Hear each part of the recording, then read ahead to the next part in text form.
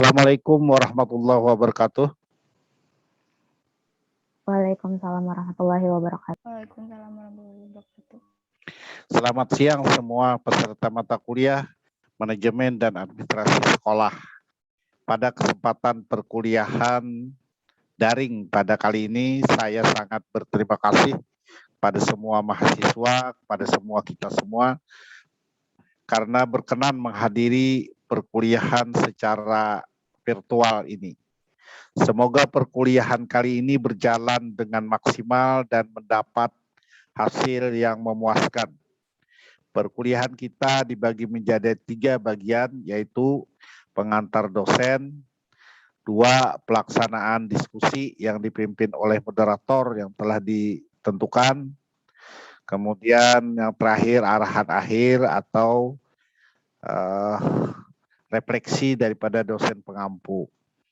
Baik, para mahasiswa semua, perkuliahan secara virtual ini membahas tentang organisasi dalam sekolah.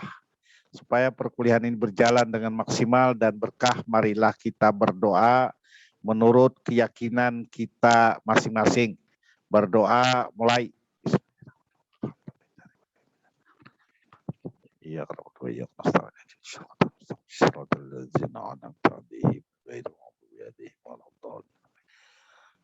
berdoa selesai. Baik, tujuan perkuliahan kali ini adalah mahasiswa dapat mengidentifikasi konsep organisasi dalam sekolah. Dengan subtujuan, mahasiswa dapat mengidentifikasi konsep, peran, dan fungsi organisasi dalam pendidikan.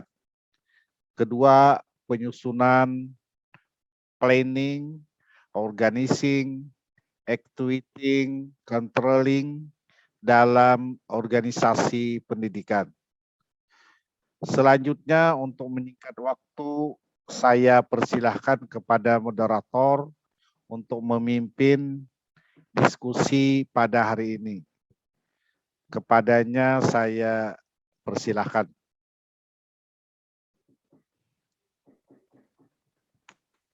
Baik, Bapak, terima kasih. Assalamualaikum warahmatullahi wabarakatuh. Selamat sore, salam sejahtera bagi kita semua. Yang saya hormati Bapak Dr. Suhaimi, SPD MPD, selaku dosen pengampu mata kuliah Manajemen dan Administrasi Sekolah, serta teman-teman lainnya yang berbahagia.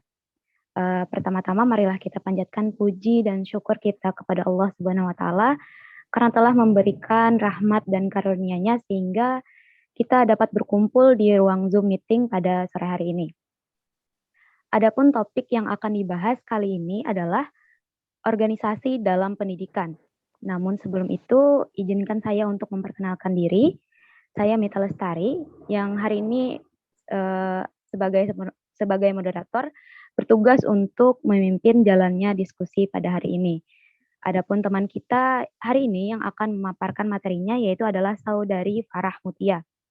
Sedangkan rangkaian acara yang akan kita lewati adalah yang pertama yaitu sesi pembukaan, yang kedua ada sesi penyampaian dan penyajian materi, yang ketiga ada sesi tanya jawab, dan yang terakhir adalah penutup. Baiklah, langsung saja kita mulai ke sesi yang pertama yaitu pembukaan. Marilah kita bersama-sama mengucapkan basmalah. Bismillahirrahmanirrahim.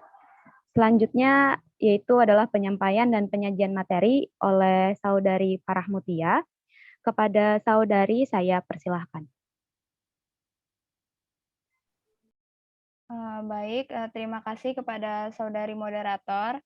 Di sini saya Farah Mutia dari kelas A1 dari kelompok 2 ingin mempresentasikan hasil kerja saya yaitu yang berjudul organisasi dalam pendidikan. Apa sih organisasi? Kata organisasi berasal dari bahasa Inggris yaitu organization yang bentuk intinya adalah to organize. Kata tersebut berasal dari kata Yunani organon yang berarti sebagian atau susunan. Kata to organize artinya menyusun atau mengatur bagian-bagian yang berhubungan satu sama lain, yang tiap-tiap bagiannya mempunyai fungsi tersendiri sesuai dengan kapasitasnya. Jadi organisasi itu adalah struktur antar hubungan pribadi yang berdasar atas dasar wewenang, normal, dan kebiasaan dalam suatu sistem administrasi. Di sini juga ada organisasi pendidikan Islam.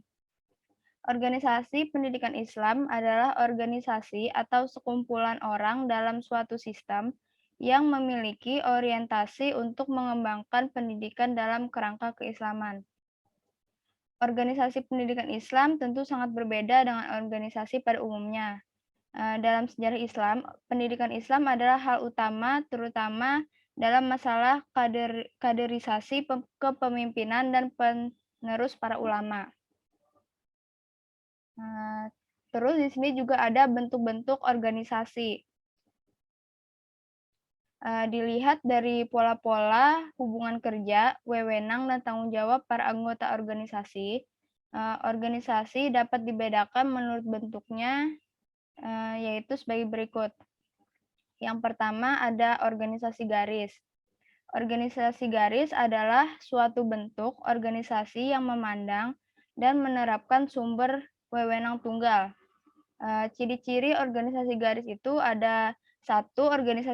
Organisasinya kecil, jumlah anggotanya sedikit, pemiliknya merupakan pimpinan organisasi atau pemegang saham utama, asas kesatuan komandonya yang dominan, menerapkan prinsip ketat, sistem pengawasannya ketat, penggunaan alat-alat yang sederhana, dan produk yang dihasilkannya homogen. Yang kedua ada organisasi staf.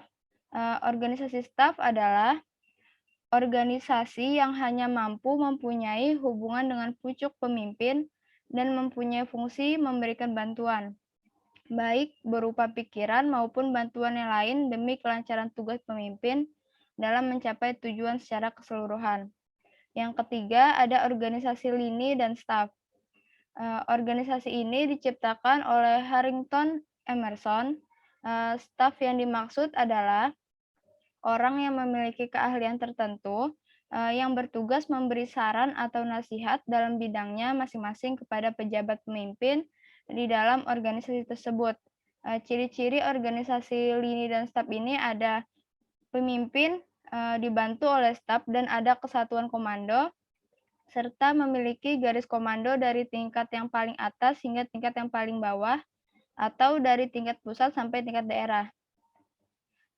Dan stafnya mempunyai wewenang fungsional, memberikan bantuan atau petunjuk, baik berupa pikiran, tenaga, prasarana, serta mampu mendukung pelaksanaan tugas pokok organisasi.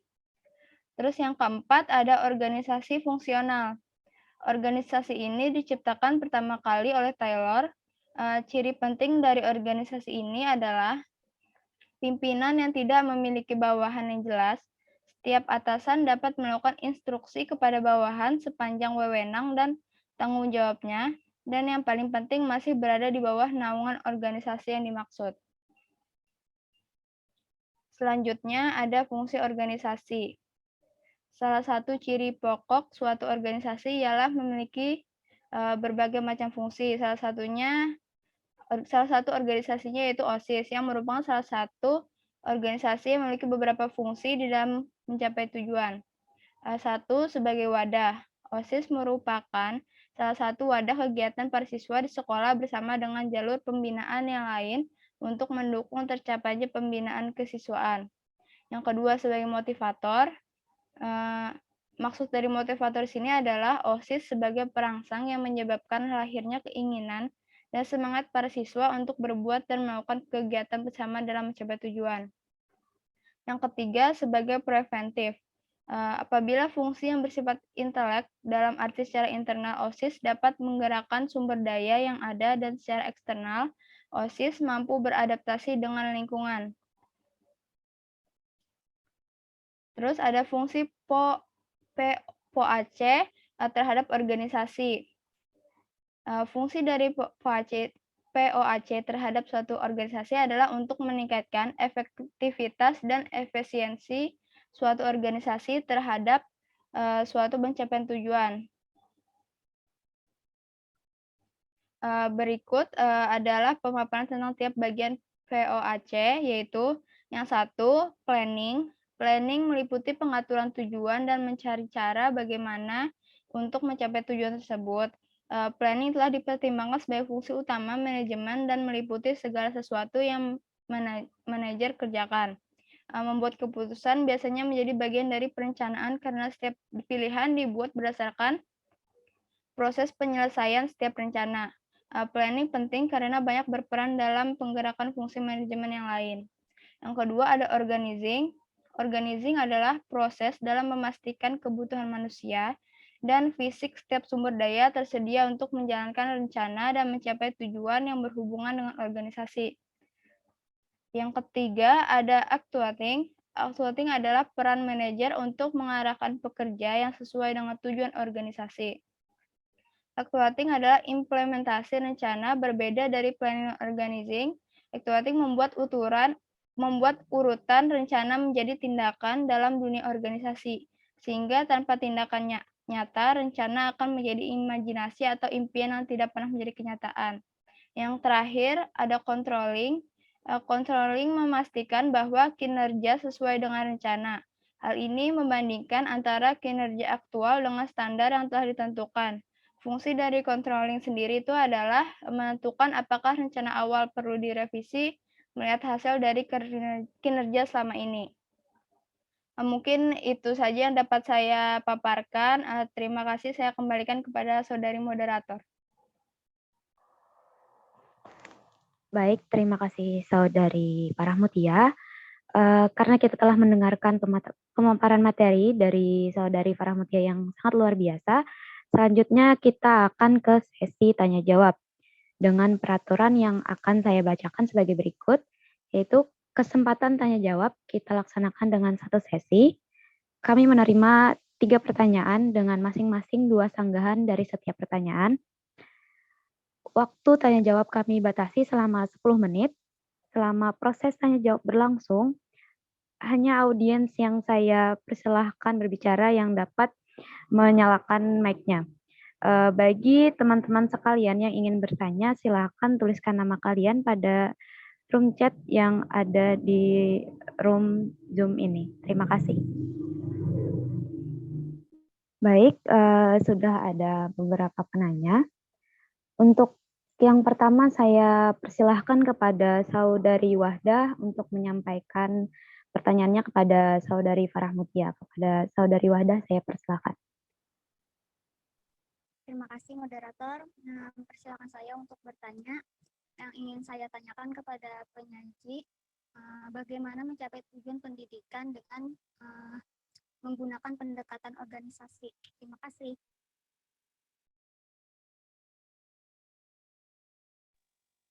Baik, terima kasih Saudari Wahdah. Sebelum itu saya ingin bertanya dulu kepada Saudari Farah Mutia, apakah pertanyaan dari Wahdah dapat Anda terima? Iya, dapat diterima. Baik, selanjutnya kepada Saudari Wahdah, silahkan tuliskan pertanyaannya di dalam room chat. Selanjutnya, untuk penanya kedua, saya persilahkan kepada Saudara Muhammad Riko untuk menyampaikan pertanyaannya kepada Saudari Farah Mutia. Kepada Saudara Muhammad Riko, saya persilahkan. Baik, terima kasih moderator, izin masuk. Tadi sudah dijelaskan bagaimana organisasi pendidikan, bentuk dan perannya. Nah, saya ingin bertanya, jelaskan 3 komponen penting dalam sebuah organisasi dan manfaatnya dalam pendidikan yang ada di sekolah. Itu saja. Terima kasih. Baik, terima kasih Saudara Muhammad Riko. Kepada pemateri, Saudari Farah Mutia, apakah pertanyaan Saudara Muhammad Riko dapat diterima? Iya, dapat diterima. Baik, terima kasih. Untuk Saudara Muhammad Riko, silahkan menuliskan pertanyaannya pada room chat.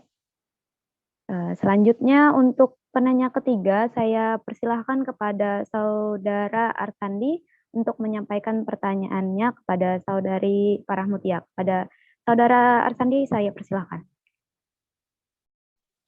Baik, terima kasih pada saudari moderator. Di sini saya ingin bertanya tadi kan sudah dijelaskan bentuk-bentuk organisasi itu. Nah, tadi ada organisasi garis. Tadi sudah dijelaskan oleh penyaji bahwa organisasi garis itu adalah suatu bentuk organisasi yang memandang dan menerapkan sumber wewenang tunggal. Nah, yang saya tanyakan, apa sih maksud dari menerapkan sumber wewenang tunggal itu, dan berikan contohnya dalam organisasi garis itu. Sekian, terima kasih. Baik, terima kasih Saudara Arsandi. Kepada materi, apakah pertanyaan tersebut dapat diterima? Iya, dapat diterima. Baik, terima kasih. Kepada Saudara Arsandi, silahkan tuliskan pertanyaan tadi ke dalam room chat.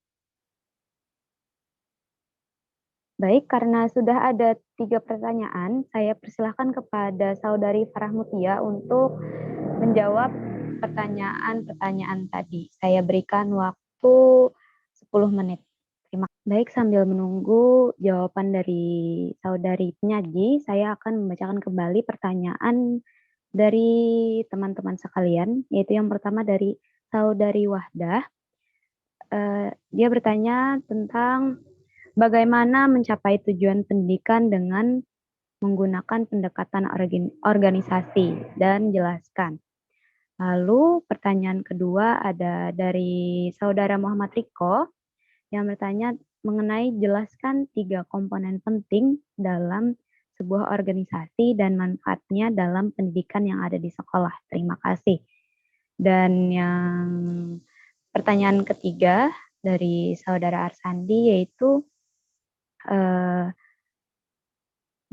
sudah dijelaskan bahwa organisasi garis adalah suatu bentuk organisasi yang memandang dan menerapkan sumber wewenang tunggal. Yang ingin saya tanyakan, apa maksud dari menerapkan sumber wewenang tunggal dan berikan contohnya dalam organisasi garis itu. Terima kasih. Kepada Saudari penyaji, jika sudah mendapat jawabannya, silakan untuk langsung menjawab pertanyaan-pertanyaan tersebut. Izin masuk, moderator. Baik. Di sini saya akan menjawab pertanyaan dari Wahdah. Yang pertanyaannya, bagaimana mencapai tujuan pendidikan dengan menggunakan pendekatan organisasi? Kalau menurut saya, mencapai tujuan pendidikan dengan menggunakan pendekatan organisasi itu bagus, karena dari kita mengikuti organisasi, kita bisa menambah pengalaman kita, misalnya pengalaman bertemu orang banyak. Nah, dari situ kita bisa mencapai tujuan organisasi. Melalui organisasi itu pun kita dapat menambah relasi pertemanan dan banyak juga dapat membantu kita berkomunikasi dengan banyak orang. Mungkin itu saja yang dapat saya jawab. Saya kembalikan kepada moderator. Baik, Saudari penyaji. Kepada Saudari penanya, Saudari Wahdah, apakah jawaban dari Saudari Farah Mutia tadi dapat diterima? Baik, moderator, jawabannya saya ucapkan terima kasih. Baik, terima kasih Saudari Wahdah. Izin masuk, moderator. Baik, Saudari Farah Mutia. Di sini saya akan menjawab pertanyaan dari Saudara Muhammad Riko. Yang pertanyaannya adalah, jelaskan 3 komponen penting dalam sebuah organisasi dan manfaatnya dalam pendidikan yang ada di sekolah. 3 komponen penting yang ada di sebuah organisasi itu yaitu pertama ada skill. Manfaatnya untuk pendidikan adalah kita dapat berkomunikasi dengan lancar dan dapat mengembangkan sifat empati dalam diri kita. Yang kedua ada struktur. Manfaatnya untuk pendidikan adalah kita dapat memberikan fungsi serta pembagian wewenang dan tanggung jawab yang ada di sebuah organisasi tersebut. Yang ketiga ada sistem. Manfaatnya untuk pendidikan adalah dapat membantu organisasi beradaptasi pada perubahan-perubahan yang terjadi dan dapat membantu suatu organisasi menjadi lebih efektif. Mungkin itu saja yang dapat saya jawab. Saya kembalikan kepada moderator. Baik, terima kasih. Saya tanyakan kepada Saudara penanya, Muhammad Riko, apakah jawaban dari Saudari Farah Mutia tadi dapat diterima? Baik, moderator, jawaban dari penyaji tadi sudah saya bisa terima. Terima kasih. Baik, terima kasih kepada saudari penyaji. Jika sudah siap jawaban dari pertanyaan saudara Arsandi, silahkan untuk langsung dijawab. Terima kasih. Baik, izin masuk. Baik, lanjut. Silahkan. Di sini saya akan menjawab pertanyaan terakhir, yaitu dari saudara Arsandi, yang pertanyaannya tadi sudah dijelaskan organisasi garis adalah suatu bentuk organisasi yang memandang dan menerapkan sumber wewenang tunggal. Yang saya tanyakan, apa maksud dari menerapkan sumber wewenang tunggal itu, dan berikan contohnya dalam organisasi garis itu. Maksud dari menerapkan sumber wewenang tunggal itu adalah segala keputusan atau kebijaksanaan dan tanggung jawab berada pada satu tangan, yaitu berada pada kepala eksekutif. Nah, jadi contoh dari organisasi garis itu mungkin perbengkelan atau kedai nasi, direktur atau manajer keuangan dan manajer pemasaran. Mungkin itu saja yang dapat saya jawab. Terima kasih. Baik, terima kasih. Saya lemparkan kepada saudara Arsandi. Apakah jawaban tersebut dapat diterima atau ada senggahan? Baik, jawaban bisa diterima. Saya ucapkan terima kasih. Baik, terima kasih kepada teman-teman sekalian yang sudah bertanya. Baiklah, dengan berakhirnya sesi tanya jawab tadi, maka rangkaian diskusi pada hari ini juga berakhir. Maka izinkan saya sebelum itu untuk menyampaikan simpulan dari diskusi kita hari ini. Berdasarkan yang disampaikan oleh saudari penyaji tadi, organisasi merupakan struktur antar hubungan pribadi yang berdasar atas wewenang normal dan kebiasaan dalam suatu sistem administrasi. Melalui diskusi tadi juga kita mendapat 3 pertanyaan, yaitu dari saudari Wahdah, saudara Muhammad Riko, dan saudara Arsandi. Pertanyaan-pertanyaan tersebut dapat dijawab dengan baik oleh saudari penyaji, yaitu Farah Mutia. Terima kasih. Lalu dengan adanya pengetahuan kita tentang organisasi dalam sekolah, dalam pendidikan, hendaknya kita sebagai calon guru dapat memaknai dan menerapkan hal tersebut dengan baik. Demikian diskusi dari saudari Farah Mutia mengenai organisasi dalam pendidikan hari ini. Marilah kita bersama-sama mengucapkan hamdalah. Alhamdulillah, saya selaku moderator memohon maaf sebanyak-banyaknya atas kesalahan saya. Dan marilah kita beri tepuk tangan untuk kita semua karena berjalannya dengan lancar diskusi kita hari ini. Sekian, terima kasih. Wabillahi taufiq wal hidayah. Wassalamualaikum warahmatullahi wabarakatuh. Waktu sepenuhnya saya kembalikan kepada Bapak Suhaimi selaku dosen pengampu mata kuliah Manajemen dan Administrasi Sekolah. Terima kasih. Terima kasih kepada moderator. Beberapa hal yang mau saya tambahkan. Pertama, kita harus menyepakati ya yang dimaksud dengan organisasi di sini tidak lain adalah sekolah. Jadi sekolah itu adalah organisasi pendidikan. Kalau dulu kita memang mempelajari atau mata kuliah ini namanya administrasi pendidikan, dasar-dasar administrasi pendidikan. Tapi karena ada perubahan dalam kurikulum, maka manajemen dan administrasi sekolah. Jadi yang kita bicarakan panjang lebar tentang organisasi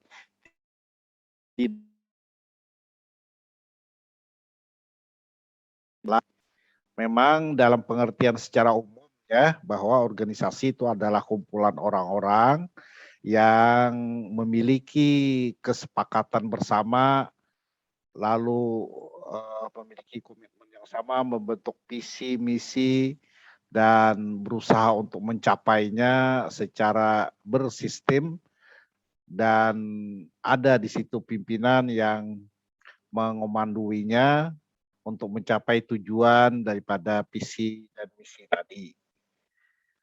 secara umum. Jadi di dalam sebuah sekolah memang tujuan itu diturunkan dari visi misi ya.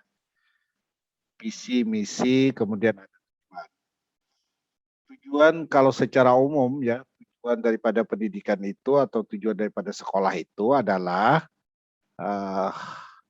menyelesaikan atau mencapai ketuntasan SKL, standar kompetensi lulusan.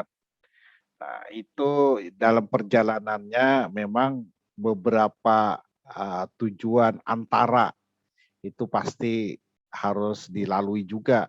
Hanya saja ya, sekolah itu memberikan bekal kepada anak yang juga tujuan dalam arti sempit ya.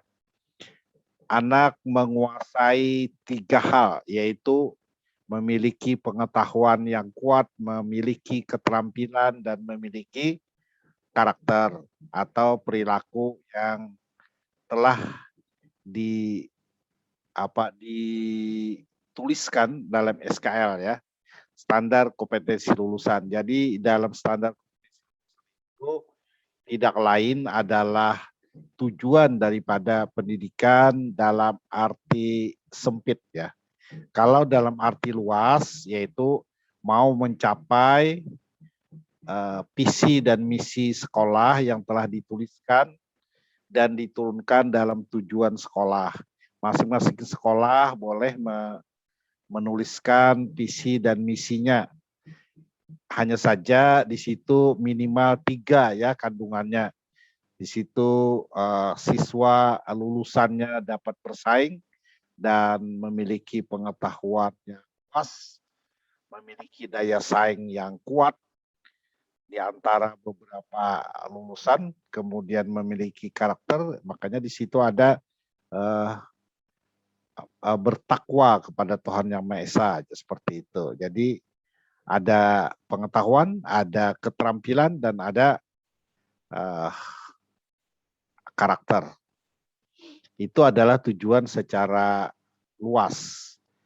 Tapi tadi tujuan kata saya dalam mencapainya itu harus juga melalui beberapa tujuan dalam sempit ya, yaitu adalah pencapaian daripada SKL, di mana SKL itu terbagi menjadi 3, ada pengetahuan, ada keterampilan, dan ada karakter.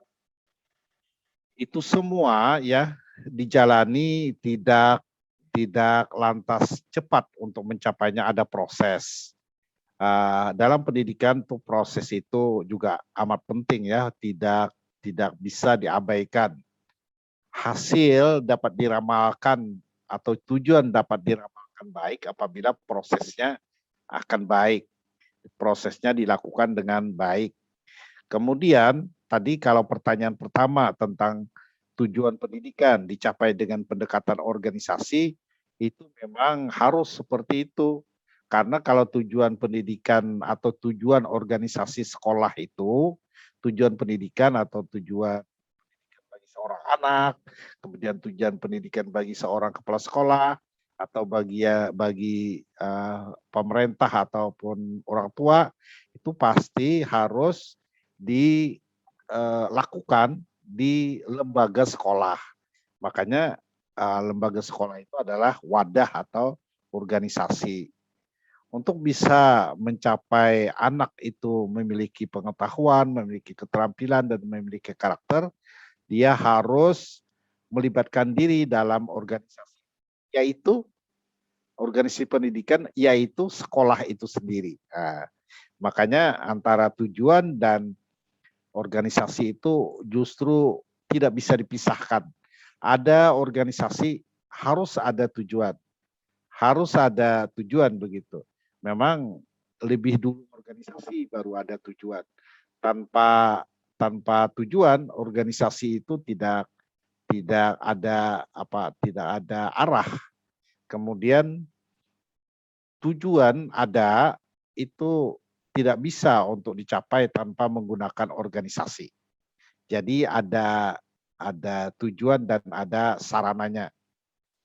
Orang mau katakan saja bepergian ya, dari Banjarmasin atau dari tempat kita saat ini berada, lalu mau ke Saudi atau misalnya seperti itu, atau mau ke katakan saja ke Jakarta misal.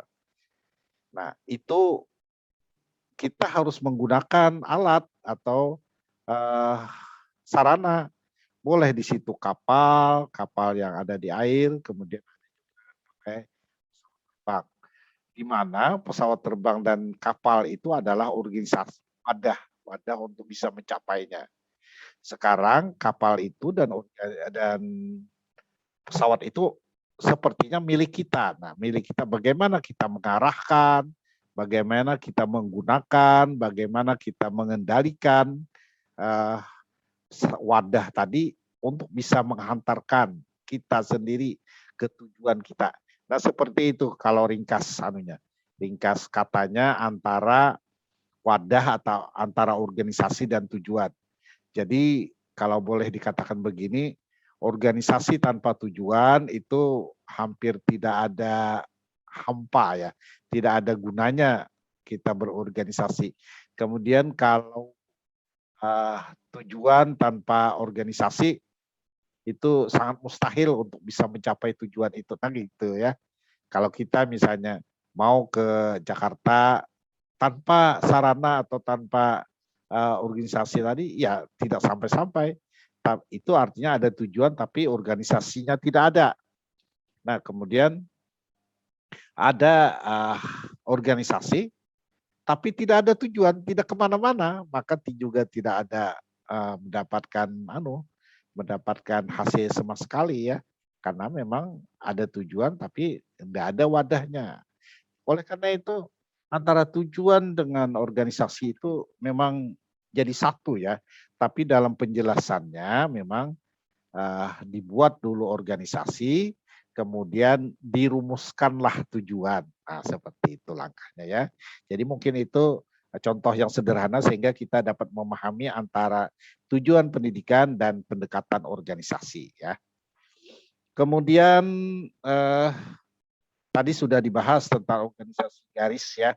Itu memang organisasi tradisional ataupun organisasi modern tapi organisasi yang belum melibatkan kerjasama yang lebih luas.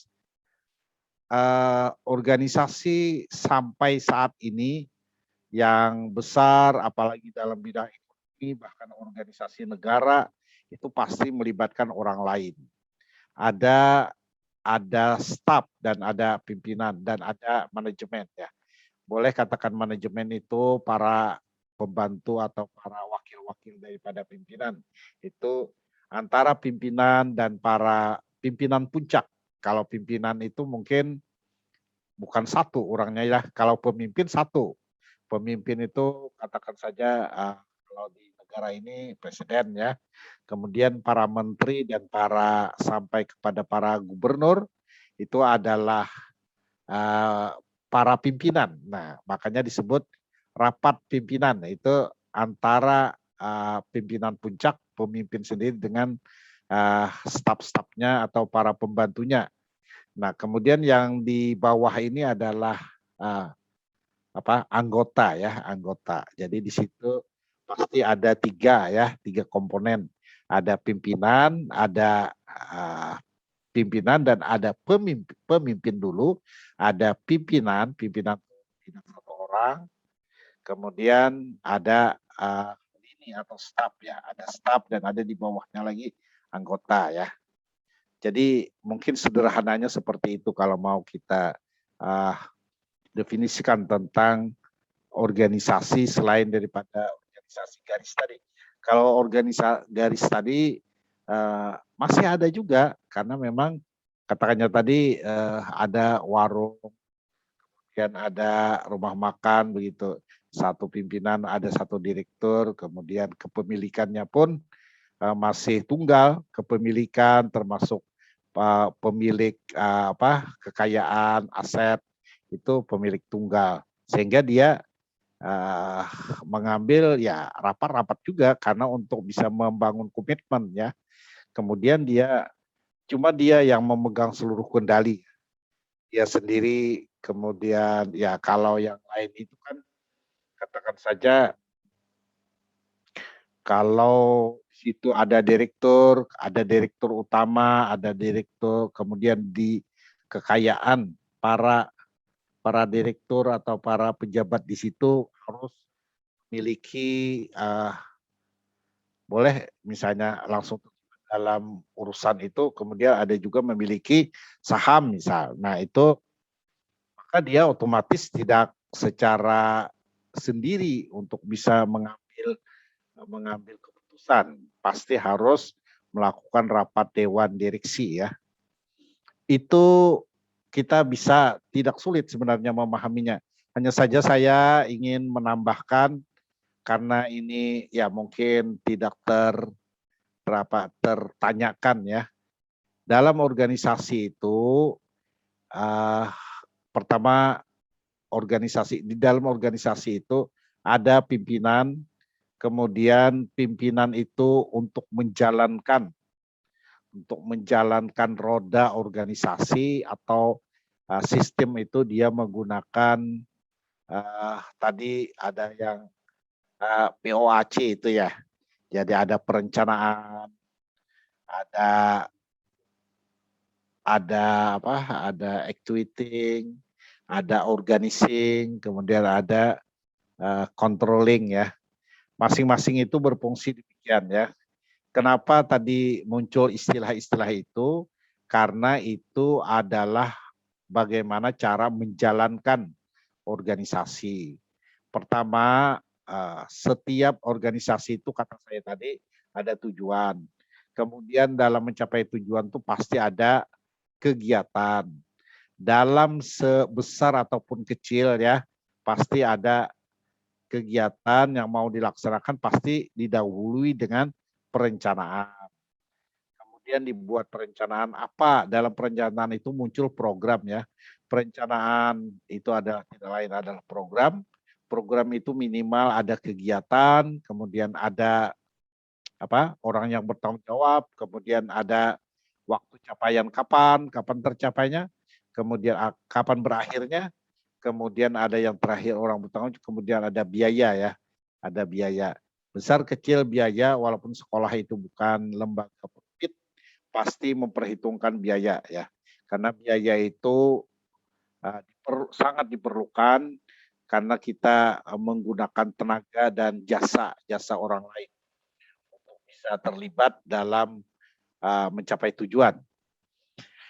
Itu perencanaan ya. Nah, dalam perencanaan dari kemarin kan dibahas juga bahwa pertama lakukan penunjukan atau membagi habis tugas. Jadi kita setelah terbentuk organisasi, siapa ketua, kemudian siapa wakil-wakil ketua, termasuk bendahara itu dan sekretaris itu masuk dalam wakil-wakil ya. Kemudian ada seksi-seksi bagiannya. Itu kalau boleh sederhanakan seperti itu, anggota. Nah, seluruhnya itu rapat paripurna ya, lalu membuat program. Setelah membuat program, lalu menunjuk orang-orang ya di program tadi ya. Nah, menunjuk orang-orang itu namanya membagi habis tugas. Itu namanya adalah organizing ya. Organizing membuat struktur, membagi tugas lengkap dengan rincian tugas masing-masing orang itu. Setelah sudah ada yang bertugas, lalu ada actuating, menggerakkan. Jadi pimpinan itu harus menggerakkan seluruh sumber daya yang ada. Jadi dia harus bergerak, harus berusaha, harus dilakukan aktivitas atau dengan kreativitas, dengan inovasi, lalu itu dikoordinasi. Koordinasi tadi itu adalah bagian daripada actuating tadi, menggerakkan orang lain, menggerakkan bawahan, karena memang ada tujuan. Tujuan di situ secara pribadi itu adalah ada keuntungan, ada sumber penghidupan di situ, ada upah dan sebagainya untuk dapat dibawa pulang oleh anggota ataupun pengurus ya sebagai jerih payah dia. Itu memang harus keterbukaan seperti itu. ada usaha, ada kegiatan itu dan ada upahnya atau apa katakan aja imbalannya. Nah, setelah dilakukan koordinasi, lakukan dalam semua kegiatan itu ada namanya controlling. Jadi dikontrol. Siapa yang mengontrol? Yang mengontrol adalah orang yang telah memberikan amanah. Misal, boleh di situ kalau dalam sederhananya itu para pimpinan itu mengontrol capaian-capaian dia, baik di seksinya atau secara umum dikontrol. Mulai daripada rapat, mulai daripada membuat perencanaan, kemudian sampai pelaksanaan tentu saja dalam prosesnya, sampai pada hasil akhir bagaimana. Nah, selebihnya beberapa ahli menambahkan ada lagi evaluasi. Evaluasi itu hasil akhir daripada capaian tujuan. Nah, itu ya proses manajemen atau POAC itu memang sesuatu yang harus dilakukan agar dapat dipastikan bahwa tujuan itu akan tercapai. Jadi kalau tidak melakukan langkah-langkah yang seperti tadi, memang agak sulit untuk mencapai. Kalau dalam organisasi kata kerja tadi yang tradisional, yang sederhana, bukannya tidak ada Pak, misalnya yang langkah-langkah POAC itu. Ada sebenarnya, cuman secara tidak tertulis tetap ada, kan ada pertemuan, ada kadang harus menegur, seharusnya seperti ini dalam bekerja. Nah itu controlling sifatnya. Kemudian menunjuk para orang yang bertanggung jawab itu adalah struktur ya, organizing ya. Nah itu semua walaupun di organisasi sederhana tetap ada yang disebut POAC itu. Semua yang para mahasiswa yang hadir di sini, mohon ya, tadi kita sudah memahami tujuan, kita telah memahami tentang pendekatan organisasi, kemudian kita juga memahami tentang macam-macam organisasi, tapi untuk bisa eksis, dapat on the track, dapat capai tujuan, itu harus menggunakan POAC itu. Kemudian nanti ada dibahas tentang beberapa hal, situasi kerja, budaya kerja. Nah, budaya organisasi itu juga sangat mendukung daripada capaian. Kita tadi juga disebutkan para mahasiswa memang yang dimaksud dalam perkuliahan kita itu materinya organisasi sekolah yang dimana terjadi saat kita nanti terjun sebagai seorang guru. Nah, maka seorang guru itu adalah bagian atau anggota organisasi. Begitu dia ditunjuk, maka dia adalah sebagai pengurus, sebagai para wakil-wakil daripada pimpinan atau unsur pimpinan. Nah, saat ini kuliah. Saat kuliah ini kita juga ada organisasi mahasiswa. Nah, boleh jadi itu adalah proses pembelajaran. Boleh kita sebut bahwa organisasi yang ada di kampus kita itu adalah proses pembelajaran kita berorganisasi. Apa yang kita dapat peroleh? Pertama, kita bisa membawa diri dalam bersosialisasi, kita bisa bekerja sama, intinya bekerja sama. Kita bisa menghormati karya orang lain, dan kita bisa melibatkan diri mengurus persoalan yang diamanahkan ke kita. Tapi tidak sendiri, pasti bersama-sama dengan staf kita atau bawahan kita. Nah, kemudian boleh orang lain mengontrol. Kontrolnya itu dalam rapat-rapat, setelah lakukan kegiatan, situ ada pertemuan, apakah dievaluasi kegiatan-kegiatan yang kita lakukan. Nah, walaupun beberapa kegiatan itu telah kita lakukan, harusnya kita sebagai mahasiswa itu memetik hikmah Jangan sampai kita itu seperti dalam perkuliahan juga, jangan sampai menganggap itu kegiatan rutinitas. Kita jangan berpuas diri, katakan ya ada istilah zona nyaman ya.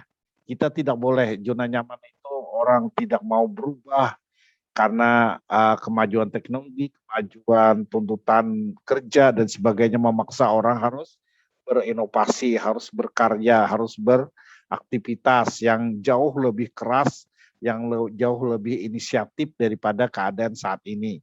Walaupun keadaan saat ini kita aman-aman saja, tapi memang kita harus maju, harus berubah. Karena perubahan itu adalah yang abadi ya, yang abadi daripada perubahan itu adalah perubahan dalam organisasi itu. Karena apa? Karena kalau tidak demikian kita tidak mendapatkan manfaat daripada hikmah yang kita lakukan selama kuliah kita itu ada ngikut atau mengikuti kegiatan organisasi. Kemudian nanti baru kalian dapat memiliki pemikiran mandiri, memiliki pemikiran kepemimpinan, di mana dari kepemimpinan membawa dan ada sifat-sifat kepemimpinan, peran kepemimpinan, dia bisa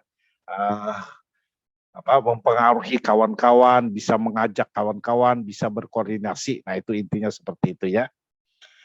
Sampai di sini masukan saya kembalikan kepada moderator. Silakan. Baik, terima kasih banyak Bapak atas yang sudah Bapak sampaikan. Sampai sini saja dahulu diskusi kita mengenai organisasi dalam pendidikan. Terima kasih kepada Saudari Farah Mutia selaku penyaji dan terima kasih banyak kepada Bapak telah menyampaikan tambahan mengenai organisasi dalam pendidikan tadi. Sekian dari saya. Wabillahi taufiq wal hidayah. Wassalamualaikum warahmatullahi wabarakatuh. Waalaikumsalam warahmatullahi wabarakatuh.